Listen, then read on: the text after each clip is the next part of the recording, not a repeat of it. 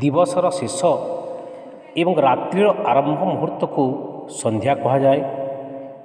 ଏହି ସମୟରେ ଆକାଶ ଅର୍ଦ୍ଧାଙ୍ଗ ଈଶ୍ୱର ଅର୍ଦ୍ଧାଙ୍ଗ ପାର୍ବତୀ ବର୍ଣ୍ଣ ଧାରଣ ପୂର୍ବକ ଦର୍ଶକର ମନକୁ ଆହ୍ଲାଦିତ କରେ। ସୂର୍ଯ୍ୟଙ୍କର ପ୍ରଖର ରଶ୍ମିର ଶୀତଳତା ତଥା କ୍ଷୀଣତା ଏହି ସମୟରେ ପ୍ରକାଶ ପାଏ। ଗାଈ ଗୋଠ ଘର ବାହୁଡ଼ା ହୁଅନ୍ତି ଓ ଚଷା କର୍ମକ୍ଲାନ୍ତ ଜୀବନ ବିତାଇ କୃଷିକ୍ଷେତ୍ରରୁ ସ୍ୱଗୃହିଣୀ ସହ ଘରକୁ ଫେରି ପକ୍ଷୀମାନେ ନିଜ ବସାକୁ ଫେରୁଥିବା ଦୃଶ୍ୟ ଅତ୍ୟନ୍ତ ଚିତ୍ତାକର୍ଷକ ମନେ ହୁଏ। ଏହି ସମୟ ଏକ ଦିବସର ଉପଭୋଗ୍ୟ ସମୟ କହିଲେ ଅତ୍ୟୁକ୍ତି ହେବ ନାହିଁ। ଆଜି ଆମେ ସେହି ସନ୍ଧ୍ୟାର ଓଡ଼ିଆ ଭାଷାରେ ଥିବା ଅନ୍ୟାନ୍ୟ ନାମ ଗୁଡ଼ିକ ବିଷୟରେ ଆଲୋଚନା କରିବା।